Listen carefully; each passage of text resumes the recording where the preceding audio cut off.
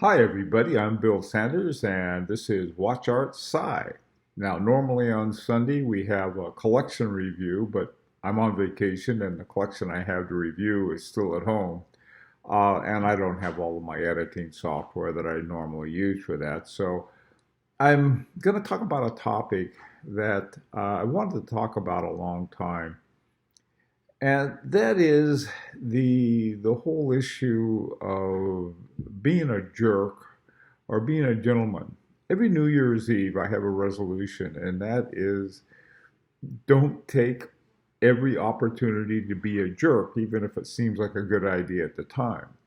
And by that, I mean to get away from being what I see as an essential decency that I think is important for all people to have toward one another. The notion of a gentleman is fairly complex in certain respects. A lot of it has been geared toward selling things to make you a gentleman. Okay, if you buy the right suit or have the right watch or something like that. That's not exactly what I have in mind. Uh, so let me talk about it. Let me start off with something, and I'm going to call it the myth of being honest. People say, "Well, I was just being honest." A baby throwing a tantrum is honest, but it's still a baby throwing a tantrum. And you learn after a while that yes, it's honest to do that if you don't get what you want, but it's not a very good idea.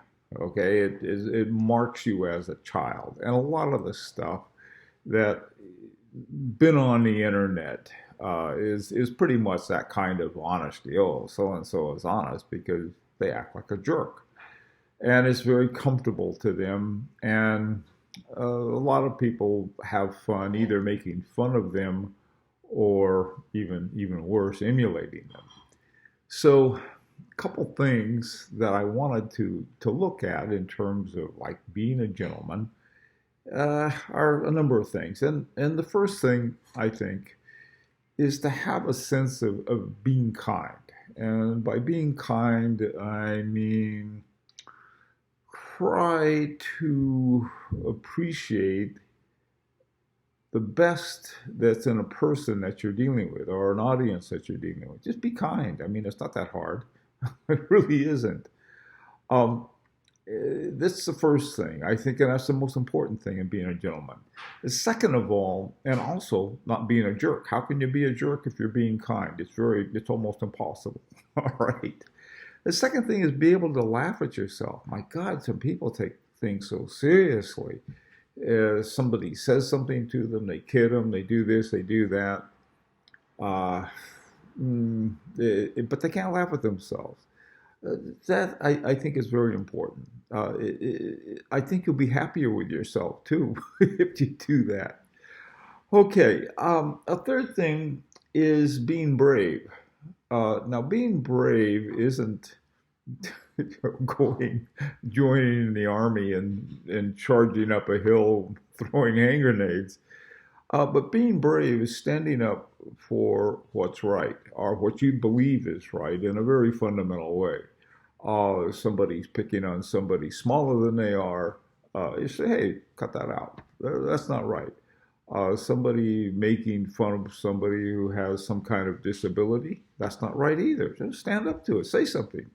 Uh, it's hard to do. That's the most difficult kind of bravery is sort of going out of the pack, so to speak. But you should, I think, if you're brave. All right, being brave isn't going along with people doing a lot of stupid things. Uh, Next, I think for gentlemen is to be informed. Find out about things. I mean, like really, take an interest, know what's going on in the world. It's amazing uh, how little people know, and the internet is a blessing and a curse both. It's a blessing in that we have so much information, and it's a curse in that a lot of it is ridiculous. Okay, um, I found years ago, and this is before the internet, that if I watch three different network television shows, I see three different news programs. And so get some diversity in there. Obviously I would avoid the crazies on the fringes, but try to get different opinions, see what they have to say. So being informed is important. The other sort of the corollary to that is don't be a know-it-all. It's no fun. To me, I love learning new things, and I can learn a lot more by listening and finding out what other people know.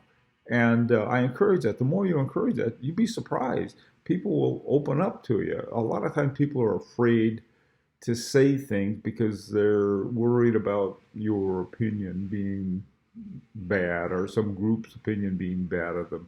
Don't be that way. I deal on my website, the High Horology Forum, with high horology watches. But the purpose of our site is not to put down people who have, let's say, standard horology in their watches, but rather to appreciate the very best in mechanical watches. So there's a big difference between getting snobby about something and just having an interest in it. I mean, it's sort of like a person may have interest in golf and another person may have interest in football. Well, the football fan isn't a snob because he's not interested in golf, right? And vice versa. So I see that term thrown around a lot. Oh, so-and-so is a snob. No, I don't think it has anything to do with snobbery. Okay, another thing that I think is more and more important, and it's easier and easier to do, is in written communications, spell things correctly. Use correct grammar and punctuation. I see these things that people, they throw things out there. I mean, it takes like 2 seconds to look up a word. I always misspell embarrass, okay? So I always look it up. I just, in the little search column up above, you put in embarrass, and it'll come up, and it'll say, oh, you mean this, and they'll have it spelled correctly. Ah, okay, so I got it spelled correctly, and that's one of the many words that I misspell. And so I look it up. It's not hard. It's not hard at all. Another thing is I talked a bit about the myth of being honest. I mean, I think honesty is extremely important. Okay, but I think there's something else, and that's in being truthful. I've got no problem. In fact, I got respect for people. So I don't know. I don't know the answer to that. Okay, if you don't know, there are two things. There are two sides to it. Some people act like jerks, and they say, oh, well, everyone knows that. And they're jerks. Okay, just take my word for it, they're jerks. And don't be a jerk. There's no reason to. If somebody says, yeah, I don't know, explain it to them. That's all. There's another thing, too, and this has to do with watches. I've never heard of it. Ah, boy, for some reason that bothers me more than anything else. Never heard of it. Like, well, is that because you're stupid or uninformed? I don't say that, and that would be a jerky thing for me to say. But if somebody has a watch that I've never heard of, and believe me, in reviewing these collections, I run into a lot of watches I've never heard of, I look it up. Now, if I'm talking with a person and they mentioned a watch X I've never heard of before, I won't say never heard of it, like it's not important, but I'll say tell me about it. That's how you I mean, it's so much easier, and it's not as dismissing, and it's the kinder thing to do, and you'll learn something. So that's another little piece of thing. In terms of being truthful, I think that's very important. A lot of times people make stuff up. They'll say, oh, I know this one guy makes stuff up and says, oh, this watch has this and this in it. And he just made it up. Don't be that way. There's a matter of being judiciously truthful, and that is that you don't want to hurt somebody's feelings for a lot of reasons. One, if my wife says, does this make me look some way that she doesn't want to look? No, no, it doesn't. Look her right in the eye and say that. But there are certain things. It just truthfulness is important, and so is being judicious. Okay, one of the things that I've done it too. There was certain groups of people we'd have one too many, and the language you would use was terrible. We would be cussing every other word and things like that. We sounded like a bunch of 12-year-olds who just learned swear words, and now every other word is that. Don't do that, especially if you're writing something down. Now, there's two reasons not to do it. One reason is just it's yucky. It doesn't use a good vocabulary. But more importantly, you're applying for a job these days, man. Everybody takes a look at anything you've done on the internet. And if you talk like that, not only will you look, okay, we don't want to hire someone like that. And it doesn't matter whether the guy doing the hiring talks that way day and night. What matters is that here you have it written down that way. Same thing with misspelling. Here's some guy that can't spell anything right and he cusses like a sailor. Mm, don't do that. And I say don't do it for your own good, not for my own good. I mean, I'm not trying to lay down some kind of moral dictates, but rather something to help you get along better and help me get along better. Because, like I said, every New Year's Eve, I got to pass on every time you get to be a jerk. Just pass on it. You don't have to. Okay. One another thing I think is you get your own style. Yeah, that's a hard one, though. What does it mean to get your own style? One that you like, one you feel comfortable with. Um, and own it. I guess that would be one way of putting it. In other words, that's you. That's where you feel. That's where you want to be. And you can change your style. There's nothing wrong with that. But I mean, have some fun with it. Live in it. It's so many people everything their style is so dull because they're afraid if someone's going to say something bad about them. Don't worry about that. Um, this is a big problem I have. So I can, and it's something that I've always got to work on, is that be aware of your effects on others. Sometimes I'll say something with no mean intention whatsoever, and boy, I'll hurt somebody's feelings. Now, there's some people who are a bit of drama queen, and no matter what you say, and that I'm not talking about them. I'm talking about people who are just regular folks, and you say or do something, and you may not be aware of it, but you can tell by their reaction and so forth that somehow they were hurt by it. So just be aware of that, and if you're aware of it, then you're not going to do it again. Look people in the eyes. When I'm looking at here, I'm reading some stuff from all of my notes that I have, so I'm wandering all over the place. But look people in the eye when you talk to them. It's easy. Don't look at your phone or some other kind of distraction. That's for sure. But or wander your eyes all over the place. Look people in the eyes. You can see them. You can see them much better. Um, Sharp Dressed Man. Years ago, there was a ZZ Top song called Sharp Dressed Man. Now, if you ever seen ZZ Top, you would wonder where did they get the whole idea of a sharp dressed man. That really counts for a lot. Now, my profession for years was a professor, and professors, they, I don't know.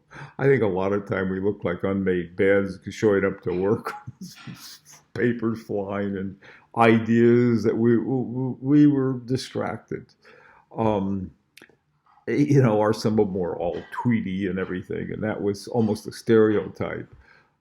So, but if you can, this is for guys. Women are much smarter about dressing than we are, colors and everything like that. Guys, throw in what's okay. All right. Something that goes along with this is good hygiene. Take a shower, wash your teeth, make sure your clothes are washed and clean. You don't smell like some camel that stayed out overnight. It just those are simple things. And I knew a guy. He was great looking guy and everything else, but he's terrible BO.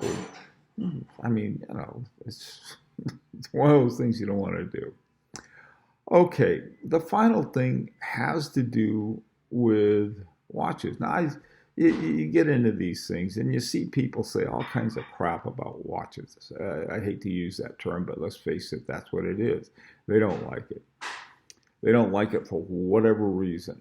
I complain about watches for very specific things with other watch people. Okay, we're out on a forum together, something like that. That's one thing. But in the real world, and I mean the world where a lot of stuff counts in other ways, if you can't say anything nice, don't say anything at all. I was on a cruise, it was just last year, and I saw these two guys. One guy had on a Panerai, and the other guy had on a U-blow. And the U-blow was a big bang, and the Panerai was some new thing. Well, I had just gone through a lot of stuff looking at Panerais and found out that a lot of them had ETAs, and a lot of them they had junk in them. And so I wasn't too happy with Panerai. But I did know that they had some really good ones too. Well, so I said, hey, what kind of watch you got there? And the guy saw it says Panerai. He's very proud of it. And that's neat. How about that? That's a U-blow. And then they saw I had on my Vacheron Constantin overseas. And he said, what kind of watch you done? I told him. He said, it was nice. He may have hated Vacheron Constantin for all I know. And then I saw this woman with a Cartier Balloon Blue. And Balloon Blue come in three flavors: battery operated, a quartz watch, a mechanical watch. I'm not sure whether they're automatic or wind up, but they do have cheap movements sometimes. And then they have the Calibre de Cartier, which are in-house, very good movements that Cartier makes. So I saw this woman with her Cartier, her Balloon Blue, and I said, that's the same one that the Duchess of Cambridge has.